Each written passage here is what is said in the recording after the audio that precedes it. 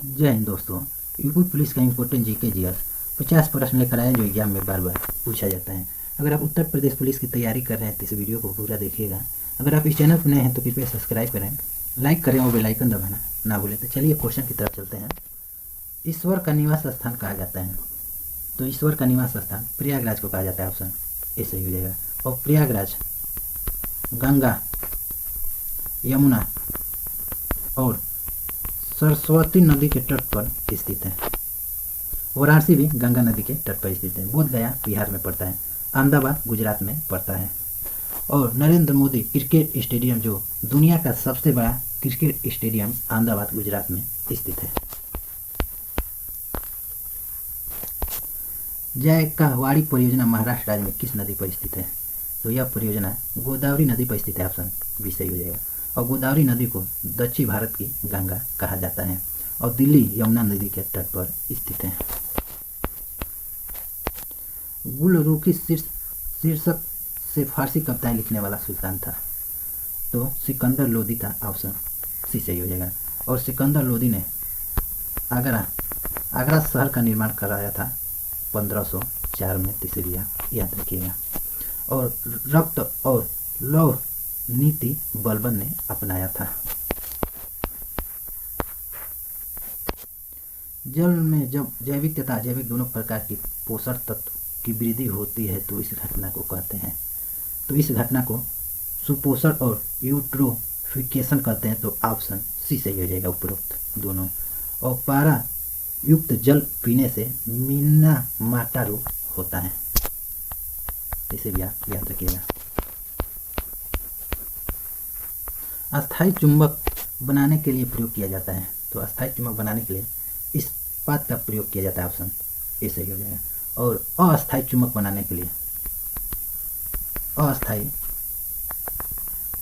बनाने के लिए नर्म लोहा का प्रयोग किया जाता है। यह क्वेश्चन कई बार एग्जाम में क्वेश्चन पूछा गया है। 1930 में पहली बार विश्व कप फुटबॉल विजेता कौन सा देश रहा? तो पहली बार उरुग्वे रहा था। ऑप्शन ए सही हो जाएगा। और उप विजेता अर्जेंटीना रहा था। चंद्रमा पर कदम रखने वाला दूसरा व्यक्ति कौन था? तो दूसरा व्यक्ति बज एल्ड्रिन था। ऑप्शन बी सही हो जाएगा। दूसरा व्यक्ति था। और पहला व्यक्ति नील आर्मस्ट्रॉन्ग था। ये कई बार एग्जाम में क्वेश्चन पूछा गया है, पहला व्यक्ति। और अंतरिक्ष में जाने वाला विश्व का पहला देश यूरी गार्गिन था। और अंतरिक्ष में जाने वाला भारत का पहला व्यक्ति राकेश शर्मा था। तो इसे भी याद रखिएगा। अमरावती स्तूप किस काल में बनवाया गया था? तो यह सातवाहन काल में बनवाया गया था। ऑप्शन डी सही हो जाएगा। सातवाहन काल में बनवाया गया था।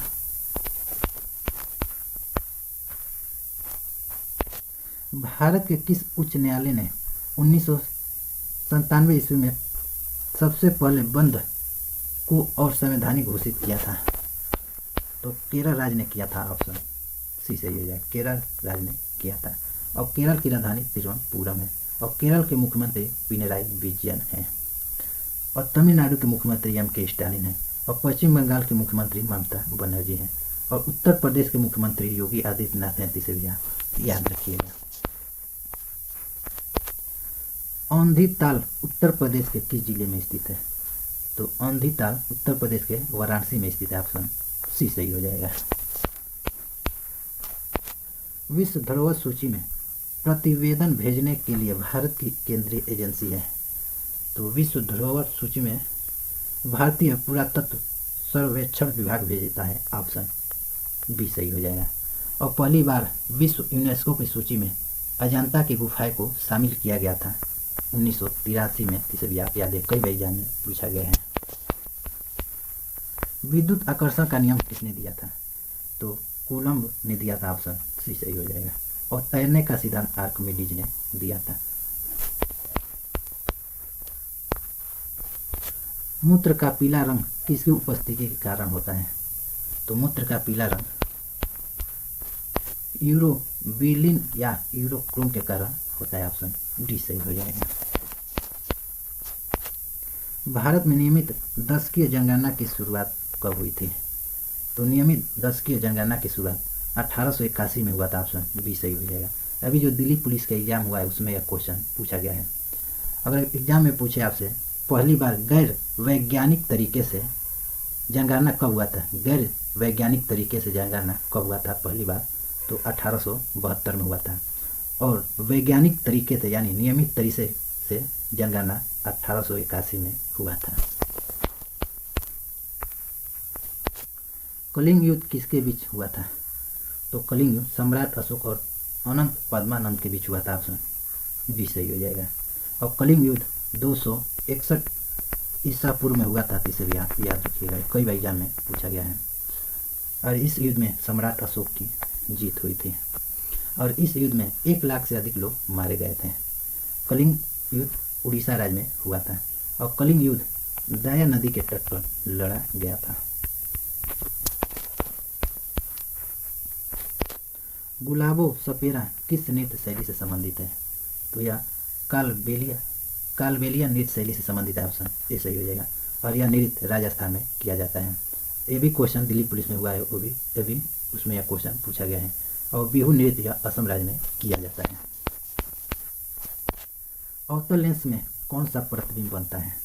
तो अवतल लेंस में आभासी और सीधा प्रतिबिंब बनता है। ऑप्शन बी सही हो जाएगा। और उत्तर पूछ ले आपसे कि उत्तल लेंस में कौन सा प्रतिबिंब बनता है? तो उत्तल लेंस में वास्तविक, आभासी और उल्टा प्रतिबिंब बनता है। रानीपुर टाइगर रिजर्व उत्तर प्रदेश के किस जिले में स्थित है? तो उत्तर प्रदेश के रामपुर चित्रकूट जिले में स्थित है। ऑप्शन डी सही हो जाएगा। ड्यू शब्द किस खेल से संबंधित है? तो यह टेनिस और बैडमिंटन से संबंधित है। ऑप्शन सी सही हो जाएगा। फुटबॉल हॉकी में खिलाड़ियों की संख्या 11 होता है। और रग्बी फुटबॉल में खिलाड़ियों की संख्या 15 होता है। तो एग्जाम में पूछा जाता है कि किस खेल में सबसे अधिक खिलाड़ियों की संख्या होती है? तो रग्बी फुटबॉल में होता है, 15 खिलाड़ी होते हैं। समुद्र बोट किस वाद्य यंत्र से संबंधित है? तो वीणा से संबंधित है। युगांडा की राजधानी क्या है? तो युगांडा की राजधानी कंपाल है। ऑप्शन डी सही हो जाएगा। और मंगोलिया की राजधानी उलान बाटार है। इसे भी याद रखिएगा। भारत का पहला स्वदेशी रॉकेट है। तो भारत का पहला स्वदेशी रॉकेट सेलिना है। ऑप्शन सी सही हो जाएगा, सेलिना। भारत में सबसे कम वन क्षेत्र वाला राज्य है। तो सबसे कम वन क्षेत्र वाला राज्य हरियाणा राज्य है। ऑप्शन सी सही हो जाएगा। और भारत में सबसे अधिक वन क्षेत्र वाला राज्य मध्य प्रदेश है। यह क्वेश्चन 2018 में क्वेश्चन पूछा गया था कि भारत में सबसे अधिक वन क्षेत्र वाला राज्य कौन सा है? तो मध्य प्रदेश है। और दूसरा सर्वाधिक वन क्षेत्र वाला राज्य अरुणाचल प्रदेश है। उत्तर प्रदेश के फिरोजाबाद का नाम बदलकर नया नाम क्या रखा गया है? तो फिरोजाबाद का नया नाम चंद्र नगर किया गया है। ऑप्शन बी सही हो जाएगा। और अयोध्या स्टेशन का नाम बदलकर अयोध्या धाम किया गया है। अक्रिय गैस आवर्तसारणी के किस समूह में है? तो समूह 18 में रखे गए हैं। ऑप्शन ए सही हो जाएगा। अक्रिय गैसों की संख्या 6 है।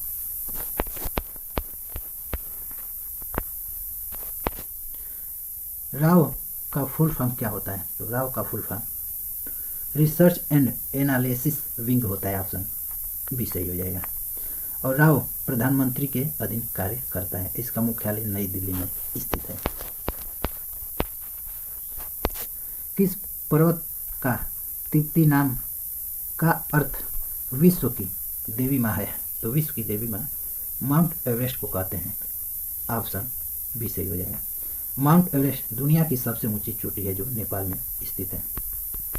नेपाल में। और इसकी ऊंचाई 8,848 मीटर है। इसे भी याद रखिएगा।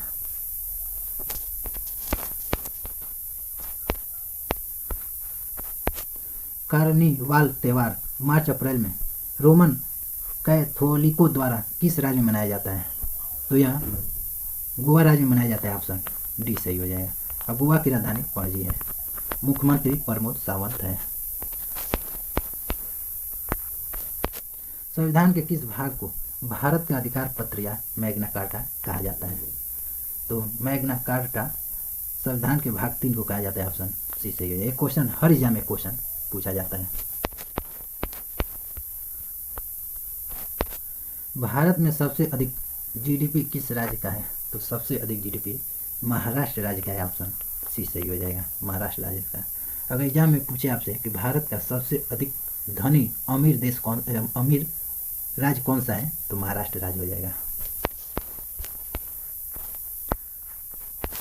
पानी के अंदर ध्वनि तरंगों की गणना करने में काम करने वाला उपकरण है, तो हाइड्रोमीटर है। ऑप्शन बी सही हो जाएगा।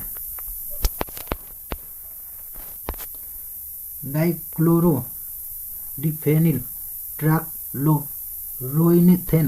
ट्राक्लोरोइथेन डीडीटी डैश है, तो डीडीटी पानी की तुलना में वसा में अधिक विलेय है। ऑप्शन ए सही हो जाएगा। ये भी क्वेश्चन रेलवे में पूछा जा चुका है। किन 2 पंचवर्षीय योजना के बीच सरकार ने योजना अवकाश घोषित किया था? तो योजना अवकाश तृतीय और चौथी पंचवर्षीय योजना के बीच किया था। ऑप्शन बी सही हो जाएगा। और इसका योजना अवकाश 1966 में किया गया था, 1966 से 1969 तक। और योजना अवकाश लगाने का मुख्य कारण था भारत और चीन युद्ध 1962 और 1965 भारत और पाकिस्तान युद्ध का कारण था अवकाश योजना। बंगाल में मुस्लिम जागरण का पिता किसे कहा जाता है? तो बंगाल में मुस्लिम जागरण का पिता नवाब अब्दुल लतीफ खान को कहा जाता है। ऑप्शन डी सही हो जाएगा। और भारत के प्रथम मुस्लिम राष्ट्रपति डॉक्टर जाकिर हुसैन हैं। और missile man APJ Abdul Kalam को कहा जाता है। गांधी जी ने हरिजन पत्र का प्रकाशन कब किया था? तो हरिजन पत्र का प्रकाशन 1933 में किया था। ऑप्शन सी सही हो जाएगा, 1933 में। राष्ट्रीय बालिका दिवस मनाया जाता है, तो राष्ट्रीय बालिका दिवस प्रति वर्ष 24 जनवरी को मनाया जाता है। ऑप्शन डी सही हो जाएगा। और अंतर्राष्ट्रीय महिला दिवस 8 मार्च को मनाया जाता है। और राष्ट्रीय विज्ञान दिवस 28 फरवरी को मनाया जाता है। और शहीद दिवस 30 जनवरी को मनाया जाता है। विश्व का सबसे बड़ा सोलर पावर पार्क है, तो सोलर पावर पार्क विश्व का भादला सोलर पार्क है। ऑप्शन ए सही हो जाएगा, जो राजस्थान राज्य में स्थित है। इसे भी आप याद रखिएगा। पहली कंप्यूटर भाषा डैश थी, तो पहली कंप्यूटर भाषा प्लेन कैलकुलेट था। ऑप्शन डी सही हो जाएगा, प्लेन कैलकुलेट।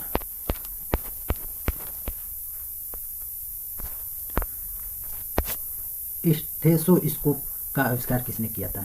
तो स्टेथोस्कोप का आविष्कार लैनेक ने किया था। ऑप्शन डी सही हो जाएगा। और होम्योपैथ की खोज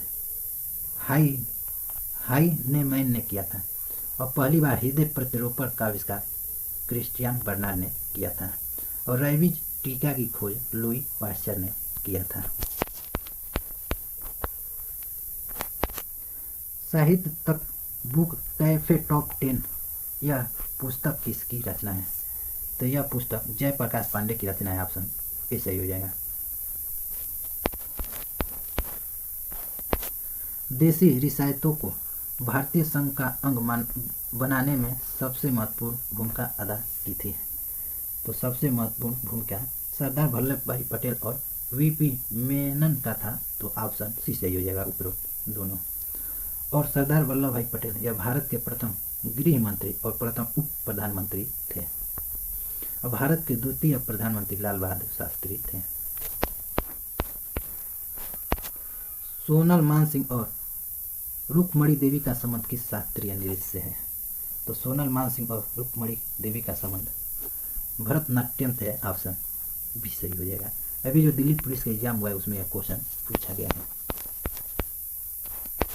उत्तर प्रदेश के किस जिले में अर्ध कुंभ का आयोजन किया जाता है?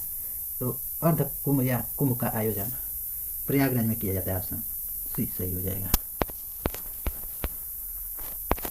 भारत पर सबसे पहले आक्रमण बैक्ट्रिया शासक डैश ने किया था, तो बैक्ट्रिया शासक डेमेट्रियस ने किया था, ऑप्शन ए सही हो जाएगा। हुण वंश की राजधानी कहाँ थी, तो हुण वंश की राजधानी वातापी थी, ऑप्शन डी सही हो जाएगा। और मौर्य वंश की राजधानी पाटलिपुत्र थी। चालुक्य वंश की राजधानी सियालकोट था, तो इसे भी आप याद रखिएगा। भारतीय दंड संहिता की धारा 304 किससे संबंधित है, तो 304 धारा दहेज हत्या से संबंधित है, ऑप्शन बी सही हो जाएगा, दहेज हत्या से।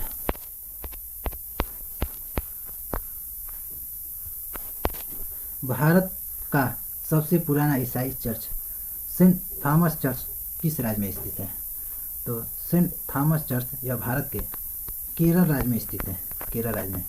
और भारत में सबसे पहले ईसाई धर्म की प्रचार करने सेंट थॉमस ने आया था केरल राज्य में। उत्तर प्रदेश के दक्षिण में स्थित पठारी भूभाग को क्या कहते हैं, तो पठारी भूभाग को बुंदेलखंड का पठार कहते हैं, ऑप्शन डी सही हो जाएगा। ये उत्तर प्रदेश पुलिस में पूछा गया है कई बार।